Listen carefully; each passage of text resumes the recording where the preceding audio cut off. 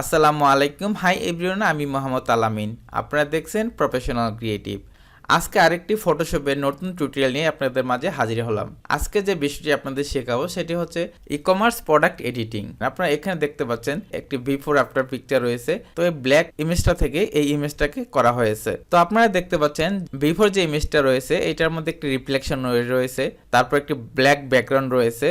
আমরা এটাকে মূলত হোয়াইট ব্যাকগ্রাউন্ড করব, তারপর যে ন্যাচারাল শ্যাডোটা আছে এই শ্যাডোকে আমরা ক্রিয়েট করব। তো এই কাজটি আমরা খুব সহজেই করতে পারি। তো এর জন্য মনোযোগ সহকারে আমার পুরো ভিডিওটি দেখতে হবে। তো চলুন তাহলে কথা না বেরিয়ে চলে যাই মূল ভিডিওতে। ফটোশপে ইমেজটি ওপেন করে নিলাম। তারপর যে কাজটি করতে হবে, আমাদের প্রথমে পাথ করে নিতে হবে। আমি ভিডিও টাইম কমানোর জন্য আগে থেকে পাথ করে নিয়েছি। আপনারা সুন্দর করে পাথ করে নেবেন। আমি যেভাবে পাথ করেছি পুরো 8 লাইনটা পাথ করেছি, প্লাস ভিতরে যে গ্লাসটা আছে এই গ্লাসটা কিন্তু পাথ করে নিয়েছি। তারপর যে কাজটি করতে হবে, কন্ট্রোল ধরে এটি সিলেকশন করে নেবেন। সিলেকশন করার পর এটাকে ফেদার দিবেন, মানে স্মুথ এজগুলো স্মুথ করার জন্য একটু ফেদার দিয়ে নেবেন। ফেদার দেওয়ার জন্য আপনারা চলে যাবেন সিলেক্ট অপশনে। এখান থেকে আপনারা মডিফাই ফেদার এখানে চলে যাবেন। দেখতে পাচ্ছেন এখানে আমি অল্টার কন্ট্রোল-ডি শর্টকাট করে রেখেছি, আপনারা ইচ্ছা মতো শর্টকাট করে নিতে পারেন। তো এটা ডিফল্ট অবস্থায় থাকবে শিফট F6।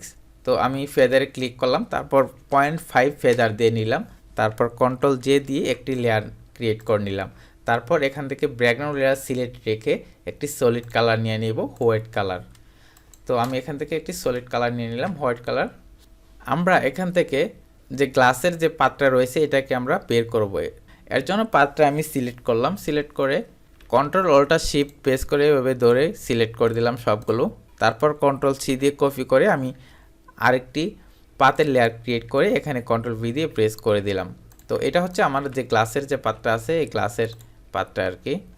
তো আমি যদি প্রথম ইমেজটা দেখি, আপনারা এখানে দেখতে পাচ্ছেন যে একটি রিফ্লেকশন পড়ে গেছে। যে আমরা এই রিফ্লেকশনটা রাখবো জাস্ট হচ্ছে গ্রেডিয়েন্ট আকারে। তো আমরা এইভাবে এটা কিভাবে করতে পারি, তো এর জন্য আমরা একটি ওপরে ব্ল্যাঙ্ক লেয়ার নিয়ে নিব।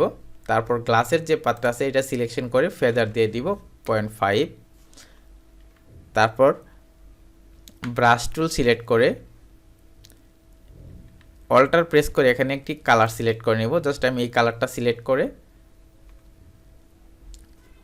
অল্টার ব্যাক স্পেস প্রেস করলাম। তো আপনারা দেখতে পাচ্ছেন এখানে কিন্তু আমার পুরো ইমেজটা এই গ্লাসের কালারটা হয়ে গেছে। সো আমরা এটাকে ইরেজ করে কমিয়ে দিব, অথবা আমরা গ্রেডিয়েন্ট দিতে পারি। অপাসিটি 100%, ফলোয়ার 100% রেখে ব্রাশ সাইজটি একটু বড় করে এভাবে নিচ থেকে একটু ব্রাশ করে দিবেন।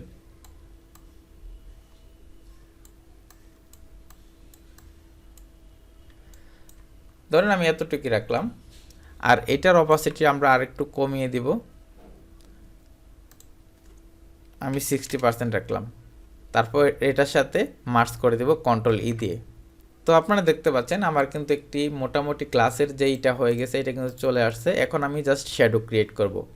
শ্যাডো ক্রিয়েট করার জন্য আমরা যে সলিড কালার আছে এটার উপর আমরা মাউস রেখে একটা ব্ল্যাঙ্ক লেয়ার নিয়ে নিব। তারপর আমাদের যে বডি ফ্রেমটা আছে এটা সিলেকশন করব, সিলেকশন করে ফেদার দিব 20। এখানে ডিফল্ট কালার সিলেক্ট করে নেবেন, ডি প্রেস করলে ডিফল্ট কালার হয়ে যাবে। তারপর অল্টার ব্যাক স্পেস প্রেস করবেন, অথবা ডিলেট প্রেস করলেও হবে। তারপর কন্ট্রোল টি দিয়ে এটাকে সিলেকশনটা ডিসিলেক্ট করবেন। তারপর আমরা মুভ টুল সিলেক্ট করে শ্যাডোটাকে একটু নিচে নামিয়ে দিব। তারপর কন্ট্রোল টি প্রেস করে এটাকে আমরা একটু ওয়ার্প করে নিব শ্যাডোটাকে ন্যাচারাল করার জন্য। তারপর ইন্টার প্রেস করলাম, জাস্ট এটাকে আমি অপাসিটি কমিয়ে দিব, যেমন আমি 40% রাখলাম। তো 40% একটু আমার কাছে বেশি মনে হচ্ছে, আমি 30% রাখলাম। তো আমার যে শ্যাডোটা আছে এটাকে আরও স্মুথ প্রয়োজন। স্মুথ করার জন্য আমরা চলে যাব ফিল্টার, ব্লার, গৌসিয়ান ব্লার, এখানে ক্লিক করব। ক্লিক করার পর এখানে দেখতে পাচ্ছেন আমরা এটাকে কমিয়ে দিব, আমাদের প্রয়োজন যতটুকু ততটুকু আমরা এটাকে ব্লার করে নিব, স্মুথ করে নিব। যেমন আমি এতটুকুই রাখলাম, তারপর ওকেতে প্রেস করলাম। আমার শ্যাডোটা ন্যাচারাল লাগতেছে না, এর জন্য কন্ট্রোল টি প্রেস করে আবার এটাকে ওয়ার্প করে জাস্ট এটাকে একটু উপরে উঠিয়ে দিব। এখন ঠিক আছে। এটা যদি আমি বিফোর আফটার দেখতে পারি তাহলে এটাকে দেখতে পাচ্ছেন আমাদের কাজটি কত সুন্দরভাবে কিন্তু হয়ে গেল। তো বন্ধুরা আপনারা এভাবেই খুব সহজেই ই কমার্স প্রোডাক্ট এডিট করতে পারেন। তো আশা করি আজকের ভিডিওটি আপনাদের ভালো লেগেছে। যদি ভালো লাগে থাকে তাহলে অবশ্যই একটি লাইক দিবেন, আপনার ফ্রেন্ডের সাথে ভিডিওটি শেয়ার করবেন। আপনারা নেক্সট টাইম কোন ধরনের ভিডিও দেখতে চান কমেন্ট বক্সে তা জানিয়ে দিবেন। বন্ধুরা আজকের মতো তাহলে এখানেই বিদায় নিচ্ছি। আবারও দেখা হবে পরবর্তী কোনো টিউটোরিয়াল নিয়ে। সে পর্যন্ত সবাই ভালো থাকবেন। আল্লাহ হাফেজ।